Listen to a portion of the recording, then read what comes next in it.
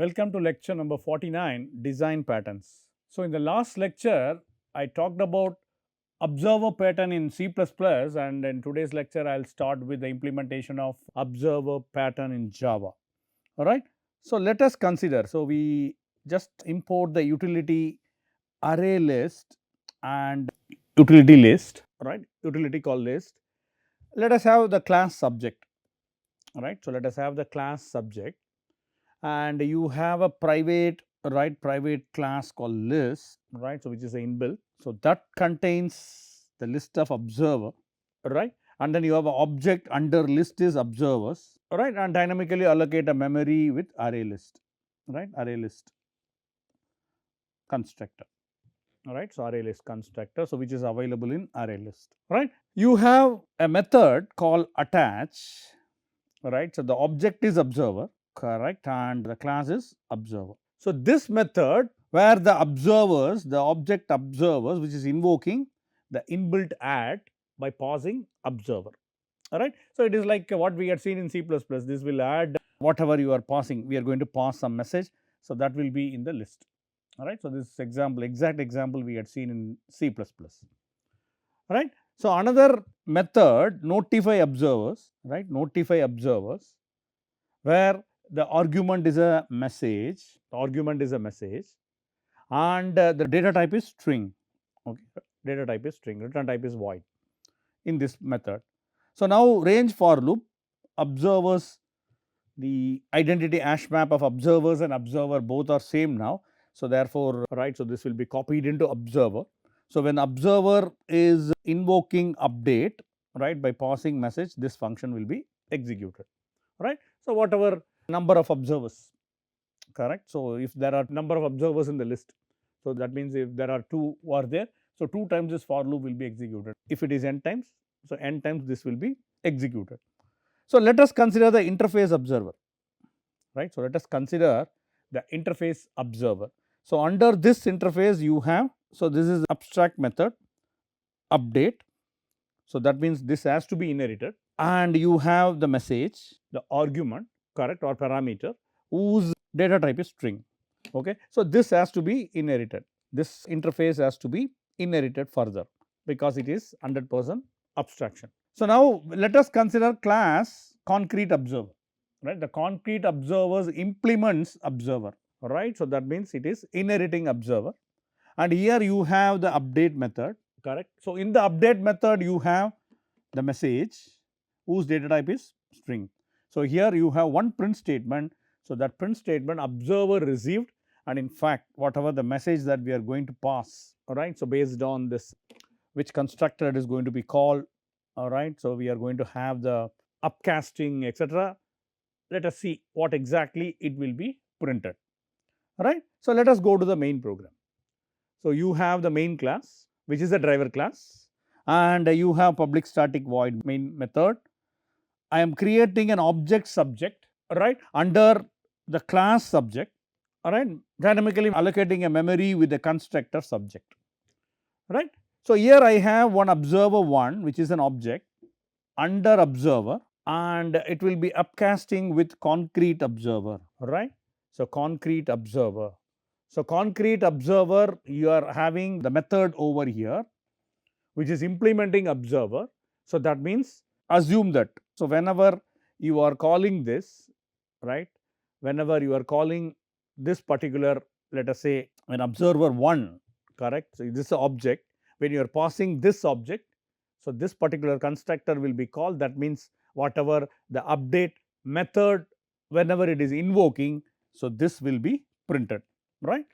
So, right now you have instantiated 2 objects, observer 1 and observer 2 under observer, right. So, now the subject, this object subject is invoking attach by pausing observer 1, alright. It is invoking attach by pausing observer 1. So, what is happening when it is invoking? So, observers object will invoking add, right. So, whatever you have passed, so what you have passed observer 1. So, now observer and observer 1 both the identity hash map is same. So, the first observer 1, right. So, that will be in the list observer 1. right. So, that will be in the list, and then subject is invoking attach, you are passing observer 2, correct. So, in that case the next one is observer 2. So, without loss of generality I take a linked list. So, it is attaching at the last, right. So, now subject, this object is invoking notify observer, right, notify observers, alright. So, here you go, notify observers, you are passing what, allow observer message, right, you are passing allow observers message, right. So, notify observer, so message will be nothing but, this one will be nothing but allow observers, right. So, that you are passing. And now for observer I already said, so here you have the range for loop. So, range for loop contains these two right now. So, suppose you have, let us say, so many attached, let us say observer 3, 4, 5, 6 etc. up to n you are attaching. So, the list will be more, right. So, it will be like observer 1, 2, 3 etc. up to n. So, right now you have 2 attached method you are calling. So, these 2 will be there. So, for loop will go like this. So, observer dot update. So, it is invoking update. So, update it will be overridden in the interface. So, first message you are passing observer 1, first one will be observer 1, anyway you are passing allow observers, right. So, allow observers you are passing. So, update. So, here you go update. So, the string will be, right, the message that you have passed, the message is nothing but allow observers. So, system.out.println you have observer received followed by allow observers. So, this is for observer 1, right. So, then in the list you have observer 2, it is a range for loop. So, observer 2, this will again happen. So, that means same observer received and allow observers will be printed. So, that means when I run the code I have to get 2 times the output, correct. So, this is what exactly we are seeing over here. So, this is how observer pattern will work in Java. So, we had seen observer pattern in C++, and here you go observer pattern in Java. And similarly, we will see one more program. This is with the help of C++, right. So, here weather station using observer pattern in C++, right. So, let us have class observer. So, which is having a virtual function, right, update, pure virtual function. So, that is equal to 0. So, that means it is abstract class observer. So, then this means this update function has to be defined in the subclass. So, the subclass is phone display, right. So, which is publicly inheriting observer. So, here you have update function, we will pass temperature and humidity, right. So, this will be overridden. So, phone display temperature, whatever be the temperature will be displayed, and degree Celsius humidity, the humidity will be displayed, right. So, this is your phone display function, and here another class called weather station, right. You have another class called weather station. So, here you have the object observers under vector. So, the vector as observer, the pointer object observer, right. So, here you have 2 private member data, temperature and humidity, and in the public you have a member function called attach. So, attach you have observer object. So, it is a pointer object under observer, alright. So, now this function call the pushback, in fact we had seen the similar kind of problem, right. So, pushback observer, right. So, pushback by passing observer. So, the observer is invoking this function, assume that you are passing some information, I mean it will be the list, right. So, it will be pushed back into the list. So, now line number 25 you have set measurements, the member function called set measurements, you are passing 2 arguments temp and humidity, right, temperature and humidity. So, and then you are copying temp into temperature, into humidity, and it is also calling the notify function, right. So, the notify function is defined as a usual function. You have a range for loop, right. Observers will be copied into observer, and then observer is invoking update by passing temperature and humidity, right. So, update, here we have in the subclass, the subclass is a phone display, whereas the abstract class is observer, right. So, this will be called. So, this we will see when we call this in the main program. So, let us go to the main program. Main program you have an object station, correct, and the class is weather station, right. The class is weather station. You have an object phone and the class is phone display. Okay. So, now the object station, right, which is invoking attach, and you are passing the reference of phone, right, you are passing the reference of phone. So, attach.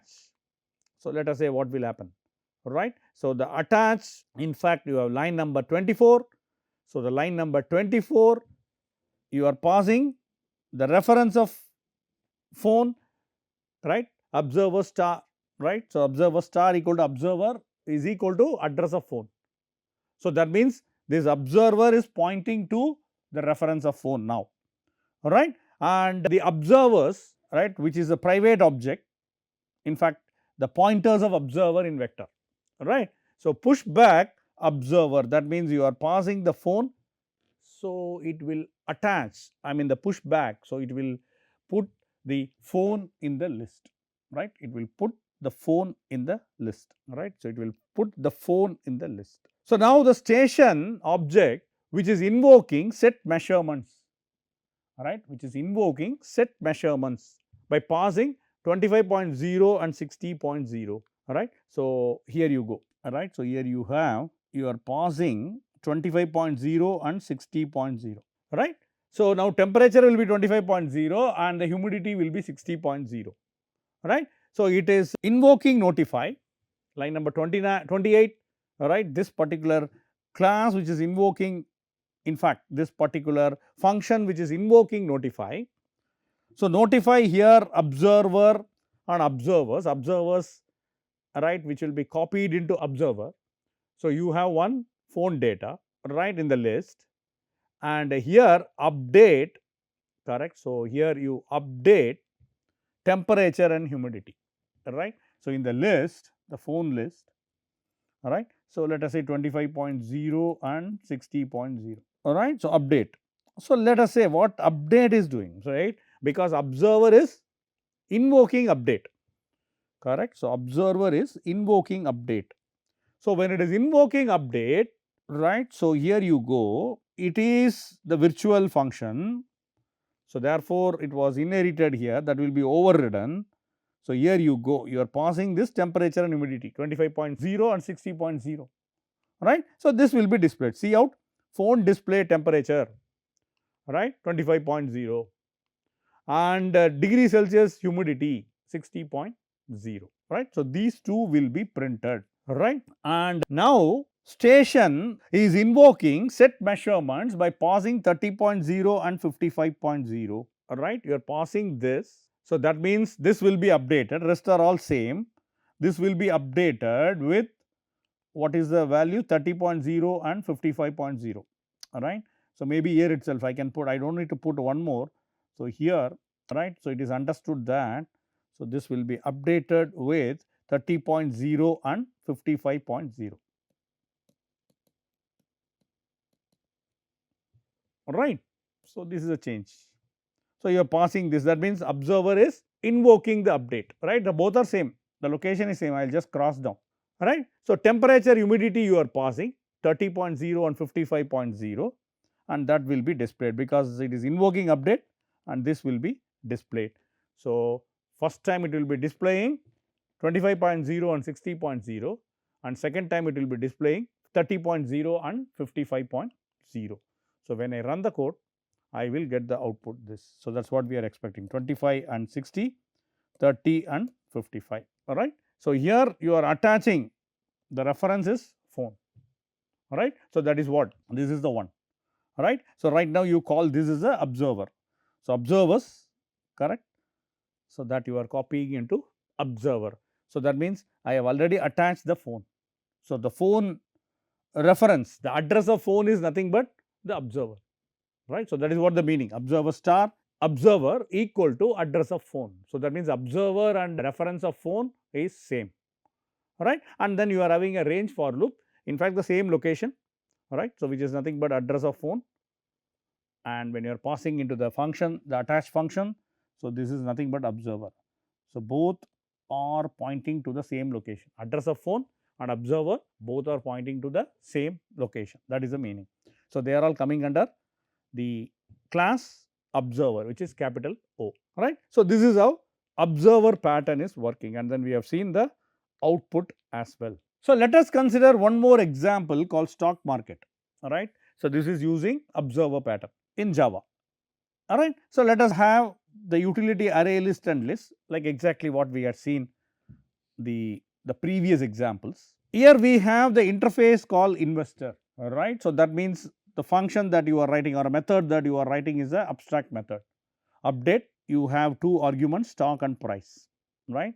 So, whose the data types are strings and double respectively. Now, you have the subclass, right, individual investor, all right. So, which is implements the investor. Under this you have a private member data called name, whose data type is string, and then here you have a constructor. So, one argument constructor name, whose data type is string. So, now name you are copying into this dot name, right. So, name you are copying into this dot name, right. So, now assume that since I have defined update, right. So, I have declared kind of declaration, it is in fact abstract method. Since you have abstract method update in investor interface, I have to define in the subclass, right. So, here we have update. So, this will be overridden. You have two arguments stock and price, whose data types are string and double respectively. So, now here you have one print statement system.out.println name notified and stock is price, right. So, name plus, that means the name will be printed, all right. So, the name will be printed anyway, this dot name equal to name, that name will be printed, notified will be there and stock, all right. So, that will be printed, whatever you are passing, that stock will be printed, all right. And then you have a price, price will be printed, stock, price, right. So, all these will be printed, name.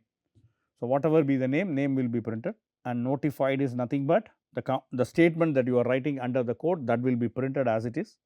Whatever value of the stock in string will be printed, price in dollar will be printed, and the price will be printed, okay. So, here this class is over, right. So, which is a concrete observer. First one is interface. So, now you have a class called stock exchange, right, another class called stock exchange. Now, you have the object investors under list of investor, right, list of investor, and in the right hand side you have dynamically allocating a memory with the constructor array list, all right, and you have a stock private member data under string, right, that means whose data type is string, and price whose data type is double, okay. So, these three are private, and you have a public method called attach. Investor is an object and the class is the investor, right. So, this method is invoking, that means under investors this object which is invoking add, right, by passing investor, right, by passing investor. So, add, it is a inbuilt function, so which is available in the utility.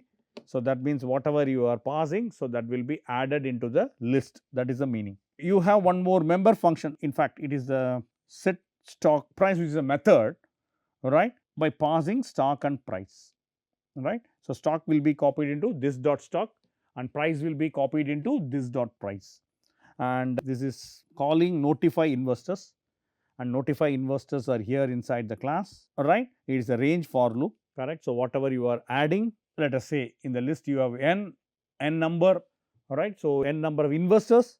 So, these investors, all right. So, will be called every time 1, 2, 3, 4, 5 etcetera up to n times. So, let us say you have 2.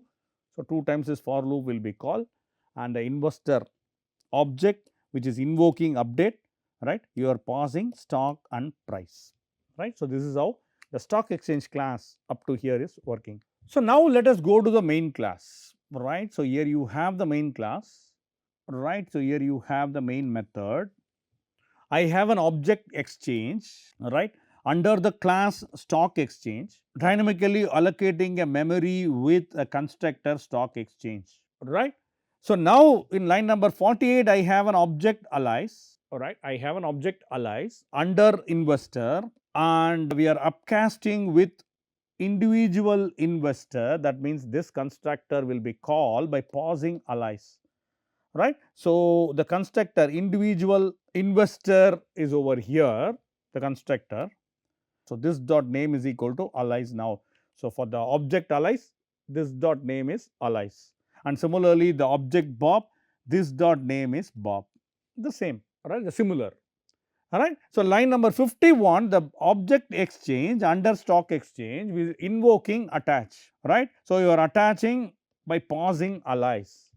So, let us see attach, what attach is doing. So, here you go, the method attach, alright. So, you are attaching the object Alice. So, investor is nothing but Alice now, alright. So, this is adding investors, the object investors is adding investor, right. What is the investor? Alice. So, that means your first object in the list is Alice, right. The first object in the list is Alice, and then you are attaching Bob, right. So, the second object in the list is Bob. Okay. So, this is what exactly happening over here. So, now exchange, the object exchange is invoking set stock price by pausing AAPL and 150.0, right, AAPL Apple and 150.0, right. So, Apple stock is copied into this dot stock, price is copied into this dot price, and notify investors will be invoked, right. So, notify investors will be invoked. So, notify investor, you have the for loop. So, the for loop, so we know, all right. So, here what we have done, you have paused Apple and 150.0, right. So, here the investor for, the for is nothing but the Alice and Bob, right. So, investor dot update, you are pausing stock and price Apple and 150.0, correct. So, the first object is Alice, it is invoking update, right. So, when it is invoking update, it is over here. So, what is the name? Alice notified, right. Alice notified. What is stock? Apple. And what is the price? Price in dollar is 150.0. So, the first one it will be printing the name Alice, right. The name is Alice, notified will be printed dash, and stock will be Apple, price in dollar will be printed, and that is 150.0. So, that is the first output we can expect, right, right, that is the first output we can expect. And then, right, so it is moving, right. So, further when it moves, so because of the range for loop, right. So, now when it is moving to Bob, right. So, again investor is invoking update by pausing the same stock and price, right, by pausing, I mean stock and price it has not changed because your cursor is here, when it is executing your cursor is here. So, Apple and 150.0, alright. So, what it will happen? Bob notified Apple and the price is 150.0, correct. So, now again, right. So, now exchange set stock price, I mean Google, right, and 2800 you are passing, right. So, now again your stock will be this and this stock will be Google, and this dot price is 2800, and now again notify investors.